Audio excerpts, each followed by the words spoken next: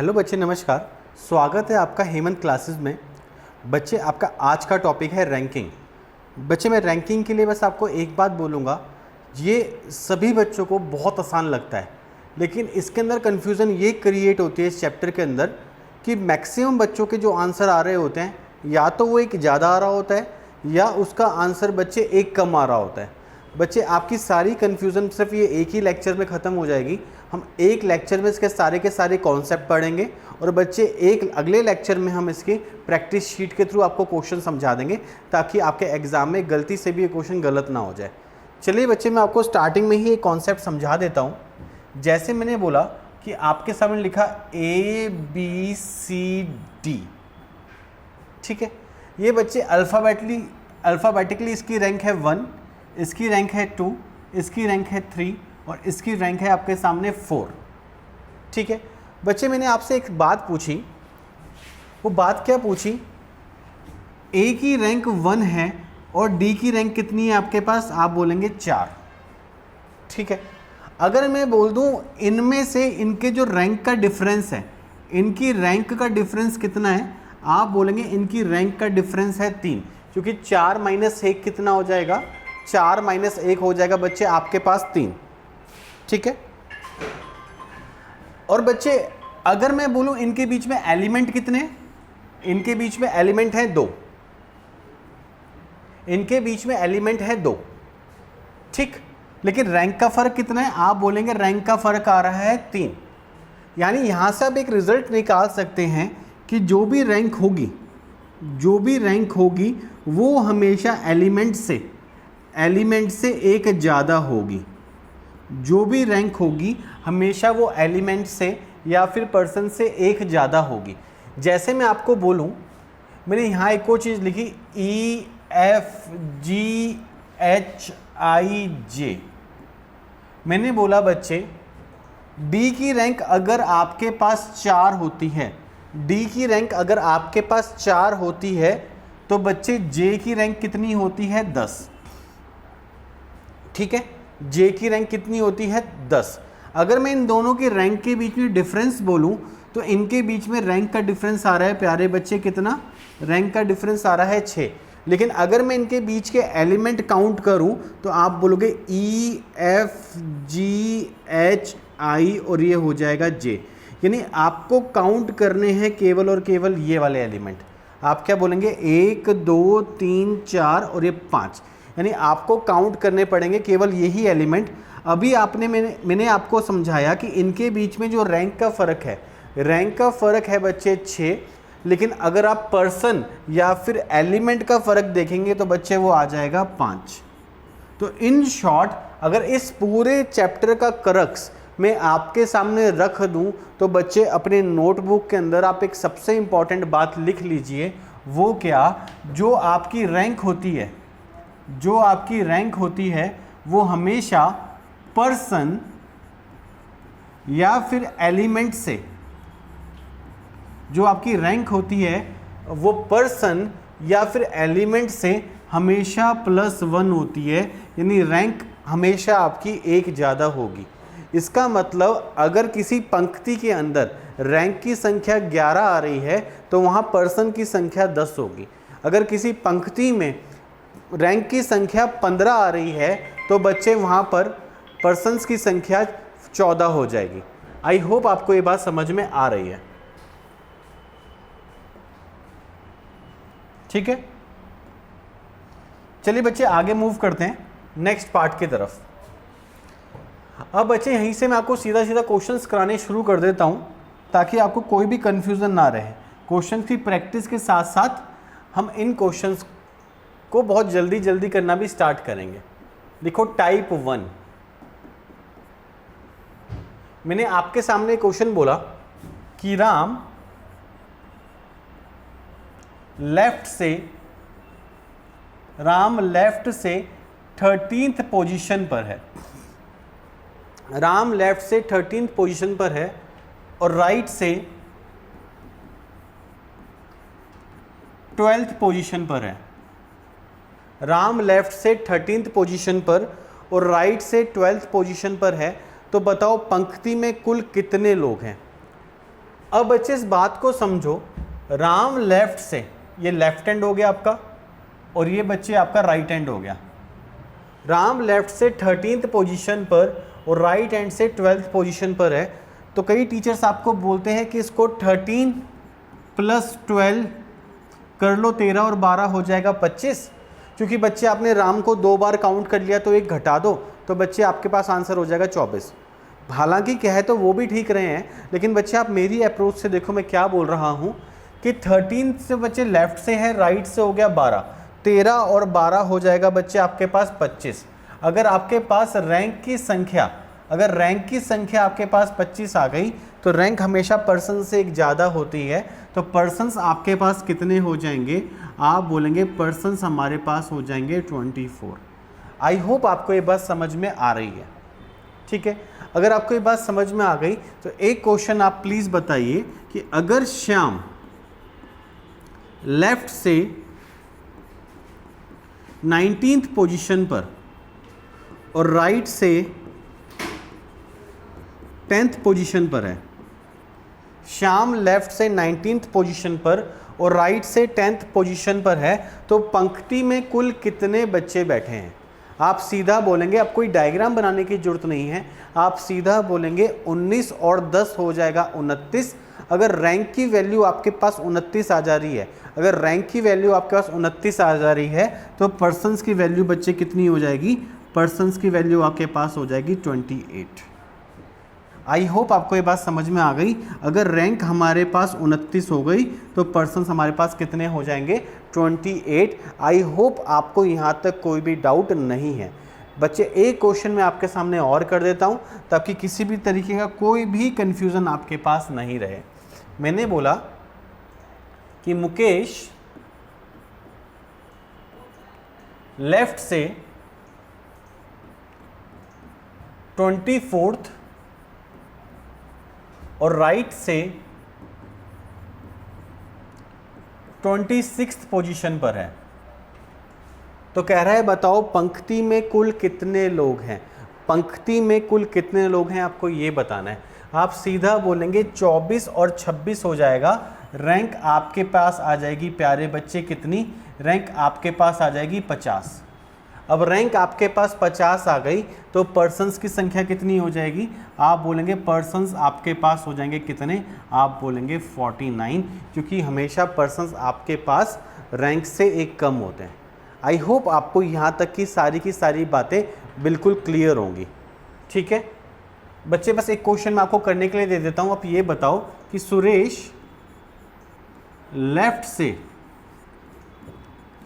17th position पर है और राइट से 10th पोजीशन पर है। तो कह रहा है बताओ पंक्ति में कुल कितने लोग होंगे? आपको ये बताना है कि पंक्ति में कुल कितने लोग होंगे। ठीक है, अगर बच्चे जो बच्चा पढ़ने वाला है उसका आंसर यहीं तक आ चुका होगा कि यहाँ पर आपके पास रैंक की वैल्यू आ जाएगी 27, रैंक हो जाएगी आपके पास 27 और बच्चे पर्सन्स हो जाएंगे आपके पास 26। आई डोंट थिंक कि आप में से कोई एक भी बच्चा इस सवाल को नहीं कर पाया होगा। एक बच्चे ने यहाँ पर इस सवाल को कर दिया होगा। ठीक है, चलिए बच्चे मूव करते हैं आपके अगले पार्ट की तरफ। ठीक है, टाइप 2।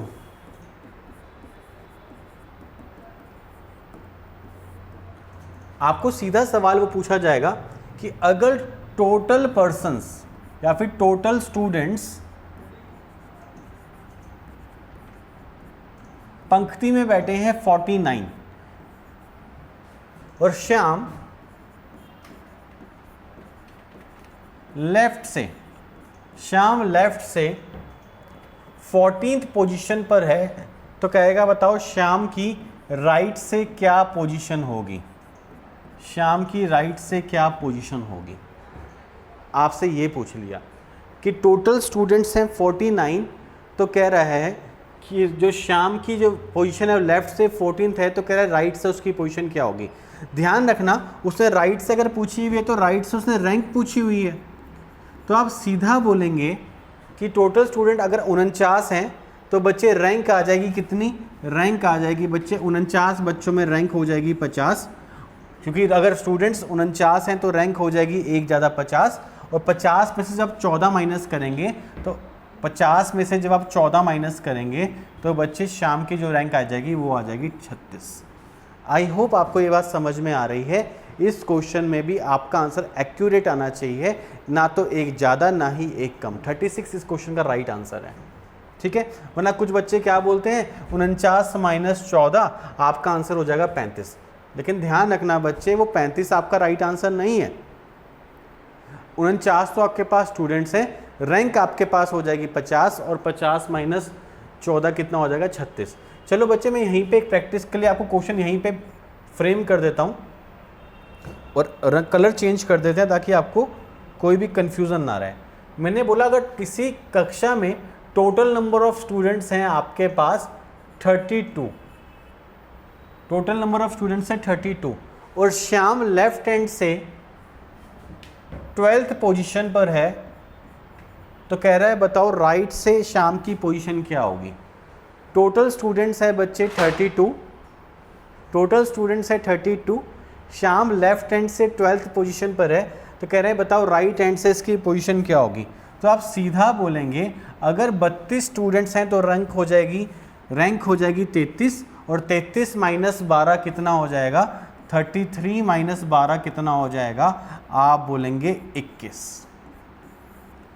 आई होप आपको ये बात समझ में आ रही है कि इस केस में आपका आंसर 21 ही आएगा, ठीक है। बच्चे मैं एक क्वेश्चन आपको यहाँ पर और देना चाह रहा हूँ और बहुत ईमानदारी से मेरे करने से पहले आप इस क्वेश्चन का आंसर कीजिए। मैंने बोला सिया लेफ्ट से, या फिर एक काम करो, अना को लेफ्ट की हैबिट हो जाती है और साइकोलॉजिकली बच्चा वीक हो जाता है। एक काम करो, सिया राइट से 8th पोजीशन पर है, सिया राइट से 8th पोजीशन पर है, ठीक है। अगर total number of students, total students आपके पास हैं 50, तो कह रहे हैं बताओ सिया की लेफ्ट से रैंक क्या होगी, सिया की लेफ्ट से रैंक क्या होगी। आप सीधा बोल देंगे टोटल स्टूडेंट्स हैं हमारे पास 50, सिया की रैंक बच्चे अगर लेफ्ट से 8 है, तो आप बोलेंगे रैंक अगर 50 है तो पर्सन अगर 50 है तो रैंक हो जाएगी 51, और 51 में से जब 8 माइनस करेंगे, 51 में से जब आप 8 माइनस करेंगे तो बच्चे ये आ जाएगा आपका 43, और यही आपका राइट आंसर हो जाएगा। लेफ्ट से सिया की रैंक आ जाएगी 43, ठीक है। अच्छा बच्चे इन सभी क्वेश्चन में कभी कभी टॉप या बॉटम लिखा हुआ भी नज़र आता है, वो कुछ भी नहीं होता। आप सीधा लिख लो कि टॉप का मतलब होता है लेफ्ट, ठीक है, और बॉटम का मतलब होता है राइट। टॉप का मतलब होता है लेफ्ट और बॉटम का मतलब होता है प्यारे बच्चे राइट। जैसे मैंने आपको बोला कि मुकेश टॉप से 14th पोजीशन पर है। अगर टोटल नंबर ऑफ स्टूडेंट्स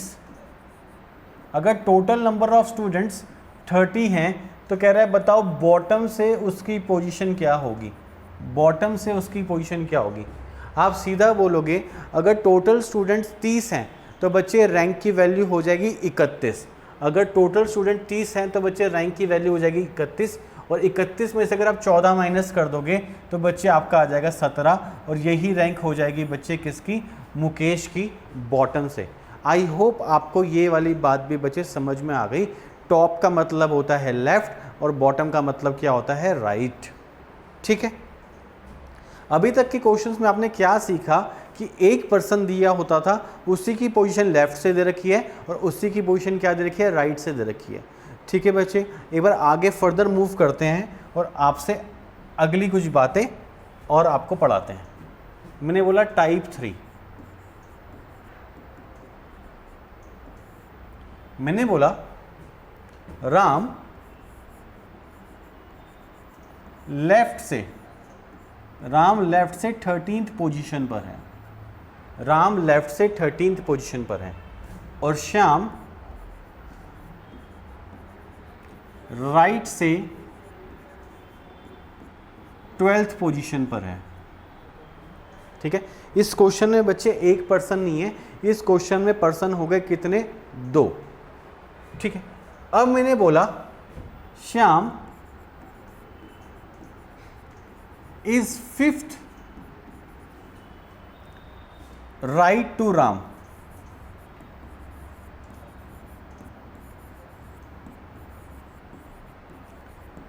ठीक है, Shyam is 5th right to Ram. इसने क्या सवाल पूछ लिया? Find the total number of students in the row. Total students in रो।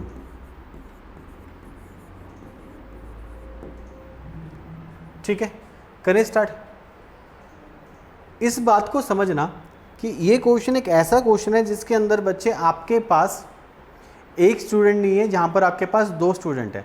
आप सीधा बोलेंगे कि राम लेफ्ट हैंड से, अगर ये लेफ्ट हैंड है तो राम लेफ्ट हैंड से 13th,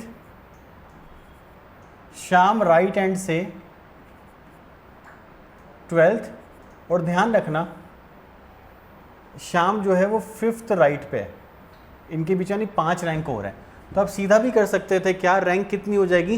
13, 5, 18, 18 और 12 कितना हो जाएगा? 30। 13, 5, 18, 18 और 12 कितना हो जाएगा? आप बोलेंगे 30। अगर इनके बीच में बच्चे रैंक 30 आ रही है, अगर रैंक 30 आ रही है तो पर्सन कितने हो जाएंगे? रैंक अगर 30 आ रही है तो पर्सन कितने हो जाएंगे? आप बोलेंगे पर्सन हो जाएंगे 29। आई होप आपको मेरी ये बात समझ में आ रही है बच्चे। ठीक है, राम लेफ्ट हैंड से 13th, श्याम राइट हैंड से 12th, और जो श्याम है वो 5th राइट टू राम है। ठीक है, तो 13 ये हो गया, 5 ये हो गया, 18। वरना आप इसको ऐसे भी बोल सकते थे, राम अगर लेफ्ट हैंड से 13th है और 5 उसके वो आगे बैठा हुआ है तो 13, 5 कितना हो जाएगा? 18। तो क्वेश्चन ये भी हो जाएगा कि जो श्याम है वो लेफ्ट हैंड से 18th और राइट हैंड से 12th पोजीशन पर बैठा हुआ है। 18 और 12 हो जाएगा 30, और बच्चे अगर रैंक 30 हो जा रही है तो पर्सन्स कितने हो जाएंगे? आप बोलेंगे 29। आई होप आपको ये बात समझ में आ रही है। आपकी प्रैक्टिस के लिए बच्चे मैं यहाँ पर एक क्वेश्चन और अटैच कर देता हूँ ताकि आपको कोई भी डाउट नहीं रहे। मैंने बोला राम अगर लेफ्ट हैंड से 14th पोजीशन पर है, राम लेफ्ट हैंड से 14th पोजीशन पर है, श्याम राइट हैंड से 11th पोजीशन पे है। ठीक है, और मैंने बोला Shyam is 3rd right to Ram. Shyam is 3rd right to Ram. तो आपको बताना है पंक्ति में कुल कितने बच्चे हैं। ठीक है, आपको ये बताना है पंक्ति में कुल कितने बच्चे हैं। देखो बच्चे, जो पढ़ने वाला बच्चा है वो इसका आंसर कुछ ही सेकंड में सॉल्व कर देगा। मैंने जब पहली बार डायग्राम बनाया था तो वो सिर्फ इसलिए बनाया ताकि बच्चे के थोड़े से कॉन्सेप्ट क्लैरिटी में आ जाए, उसको एक एक चीज़ समझ में आ जाए कि ये चीज़ कैसे हो रही है। लेकिन अगली बार जब मैं इस क्वेश्चन को करूँगा तो मैं कैसे करूँगा? राम की रैंक है 14th, जो श्याम बैठा है वो इसके भी 3rd राइट पे बैठा हुआ है, यानी लेफ्ट हैंड से श्याम की रैंक कितनी हो जाएगी? आप बोलेंगे 14 एंड 3 कितना हो जाएगा? 17। राम जो है लेफ्ट हैंड से 17 और राइट हैंड से कितने पे आ गया? 11 के अंदर। आप बोलोगे 17 और 11 कितना हो जाएगा? 28। अगर रैंक 28 हो जा रही है, अगर रैंक 28 हो जा रही है तो आप बोलेंगे पर्सन्स कितने हो जाएंगे? आप बोलेंगे पर्सन्स हो जाएंगे 27। आई होप आपको ये बात समझ में आ गई। आपकी प्रैक्टिस के लिए ही बच्चे कुछ क्वेश्चन मैं आपको और करा देता हूँ ताकि आपको कोई भी डाउट इसके अंदर ना रहे। फिर मैंने आपको बोला कि राम अगर लेफ्ट हैंड से 8th रैंक पर होता, श्याम राइट हैंड से 22nd रैंक पर होता, और जो श्याम है वो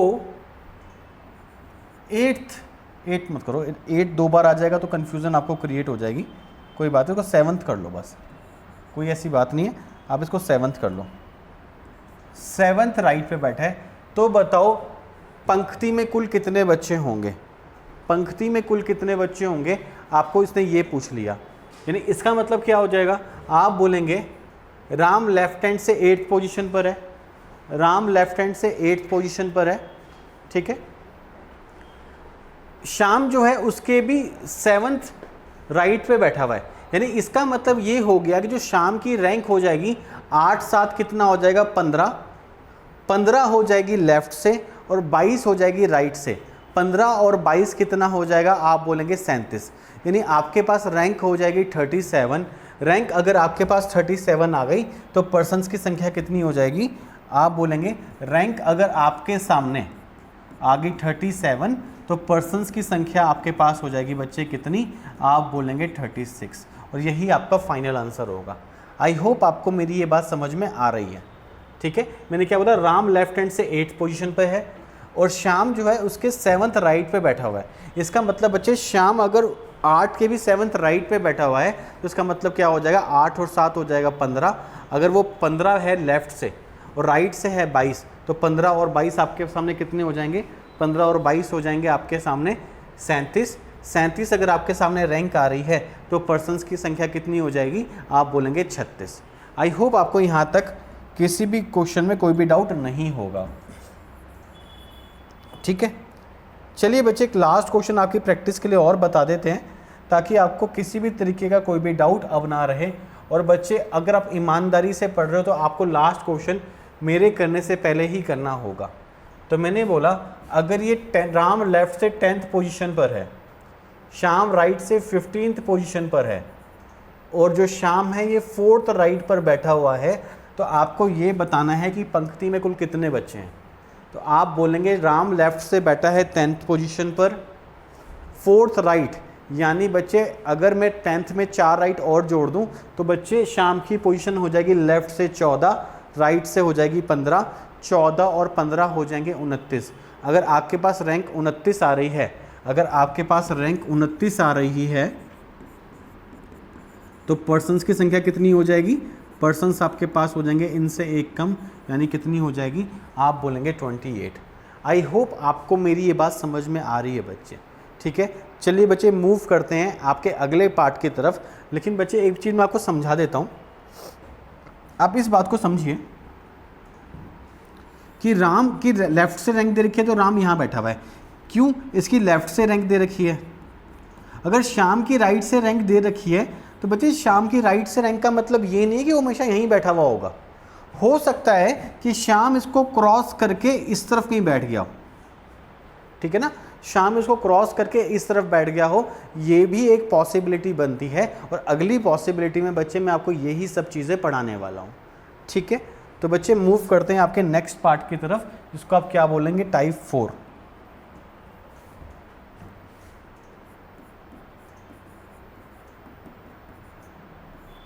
ठीक है, मैंने क्या बोला कि राम लेफ्ट से 21st पोजीशन पर है, ठीक। श्याम राइट से 18th पोजीशन पर है, ठीक है। श्याम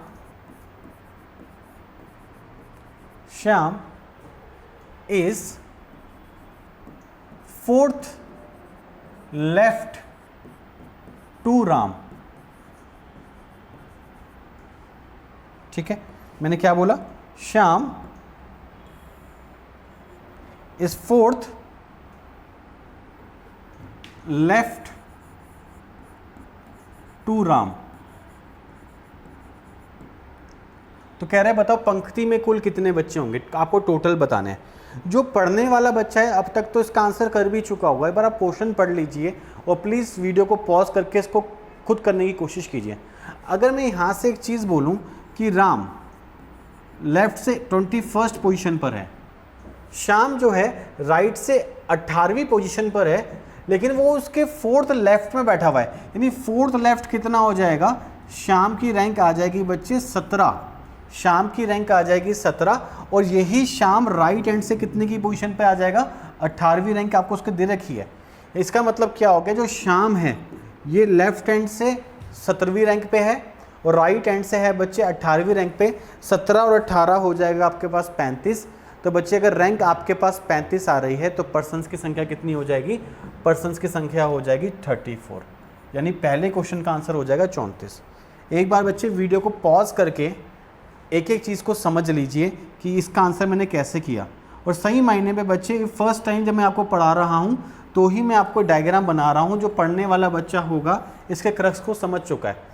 वो क्या समझ चुका है कि श्याम की राइट की रैंक तो दे रखी है 18, अगर वो लेफ्ट में बैठा हुआ है राम के, तो इसका मतलब फोर्थ लेफ्ट में बैठा हुआ है, इसका मतलब उसकी रैंक आ जाएगी 17। इसका मतलब क्या होगा? उसकी रैंक आ जाएगी 17। 17 आ गई उसकी लेफ्ट से रैंक, 18 रैंक आ गई उसकी राइट से। 17 और 18 कितना हो जाएगा? 35। 35 माइनस 1 कितना हो जाएगा? आप बोलेंगे 34 इस क्वेश्चन का फाइनल आंसर होगा। ठीक है, आई होप आपको ये क्वेश्चन समझ में आ रहा है। ठीक, अब बच्चे यहीं से मैं आपको प्रैक्टिस कराने के लिए 3-4 डाटा और दे देता हूं ताकि पिछले क्वेश्चन की तरह आपको ये चीज़ें भी बिल्कुल क्लैरिटी में समझ में आ जाए। अगर मैं यहाँ बोल दूँ ये हो गया 25, ये हो गया 20 और ये हो गया आपका 6, तो क्या आपके आंसर में कोई फ़र्क आएगा? आप सीधा बोलेंगे राम लेफ्ट हैंड से 25th पोजीशन पे है, श्याम राइट हैंड से 20वीं पोजीशन पर है। ठीक है, और अगर श्याम 6th लेफ्ट में बैठा हुआ है राम के, इसका मतलब क्या हो गया? 25 माइनस 6 हो जाएगा 19, यानी श्याम की रैंक आ जाएगी लेफ्ट से 19 और राइट से 20। 19 और 20 कितना हो जाएगा? 39। अगर आपके पास 39 रैंक आ रही है तो बच्चे पर्सन्स की संख्या कितनी हो जाएगी? 38, और यही आपका फाइनल आंसर हो जाएगा 38। आई होप आपको मेरी ये बात समझ में आ रही है बच्चे। ठीक है, एक अगला क्वेश्चन और लिखिए आप। फिर मैंने आपको बोला राम की लेफ्ट हैंड से रैंक है 18, राइट हैंड से रैंक है उसकी 10th, और मैंने ये बोल दिया कि वो थर्ड लेफ्ट पे बैठा हुआ है। अब तो बच्चे क्वेश्चन आपका ओरली सॉल्व हो जाना चाहिए। राम लेफ्ट हैंड से 18th पोजीशन पर है, वो थर्ड लेफ्ट बैठा हुआ है, इसका मतलब उसकी लेफ्ट हैंड से रैंक हो गई 15, राइट हैंड से रैंक हो गई उसकी 10। 15 और 10 हो जाएगा 25, और 25 माइनस 1 कितना हो जाएगा? आप बोलेंगे 24। इस क्वेश्चन का राइट आंसर होगा 24। ठीक है, धीरे धीरे आपकी स्पीड बन रही होगी। 18 माइनस 3 हो जाएगा 15, यानी श्याम की लेफ्ट हैंड से रैंक आ गई 15, राइट हैंड से उसकी रैंक दे रखी है 10। 15 और 10 हो जाएगा 25। 25 माइनस 1 कितना हो जाएगा? आप बोलेंगे 24। ठीक है, और एक लास्ट क्वेश्चन बच्चे मैं आपको और समझाना चाह रहा हूं, और मैं उम्मीद कर रहा हूं आज की क्लास का लास्ट क्वेश्चन है, तो आप इसका आंसर मुझसे पहले दे देंगे। ठीक है,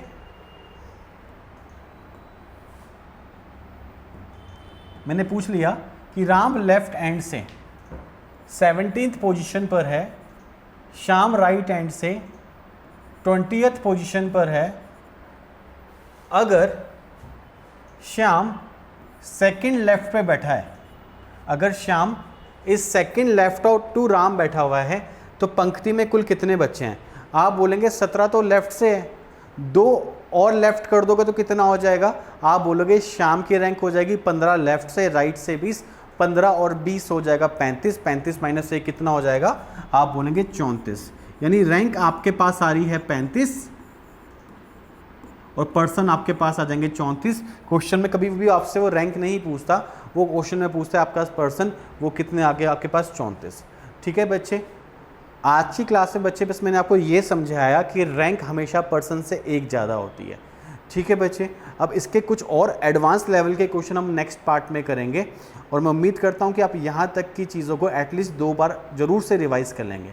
ठीक है, मिलेंगे आपसे आपकी अगली क्लास में, तब तक के लिए आप सभी को जय हिंद और जय भारत।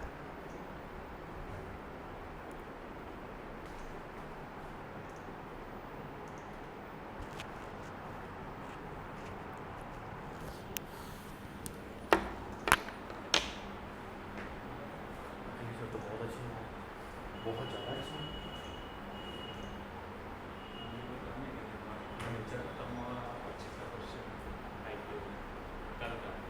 जो आपने अभी मुझे डिसाइड की थी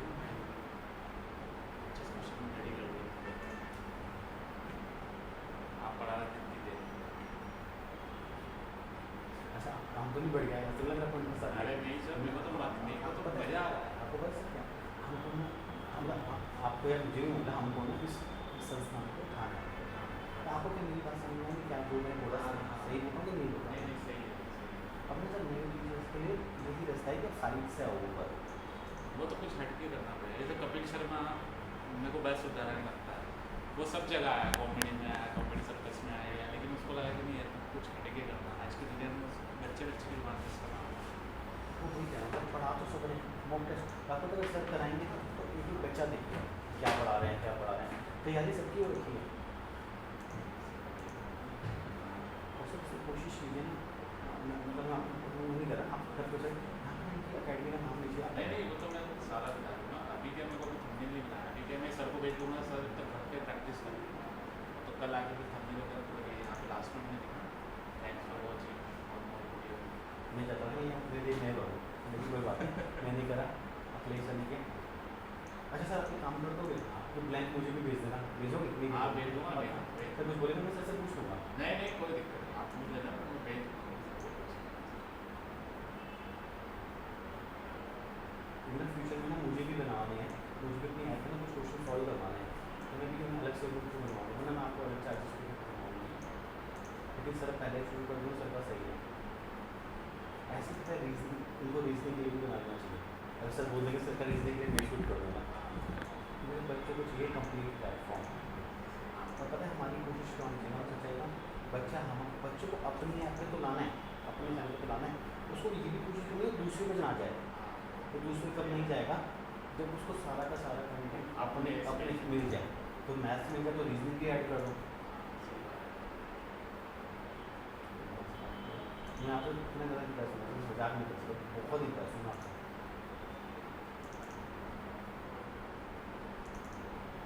अगर लोग देखिए ये हमेशा दो रखा हूँ, वीडियो पे और पीपीटी। एक किया है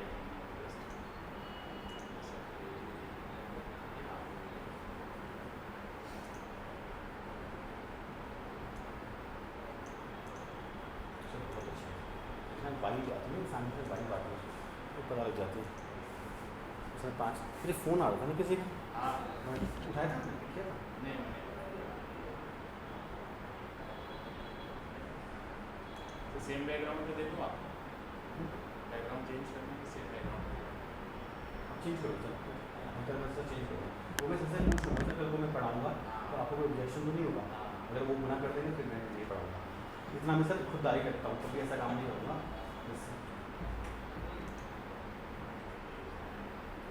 बैकग्राउंड में इसको रेडी कर दो। हाँ काम करता हूँ, उसे रीजनिंग रेडी करवा देता हूँ, सर से बात कर लूँगा। अगर आपको रीजनिंग का पढ़वाना है तो रीजनिंग में शूट कर दूँगा।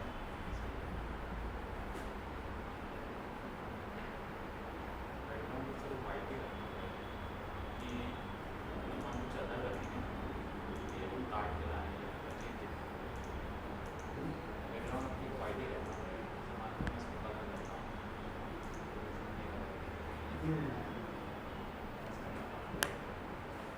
सर जो वाइट कलर है, हेलो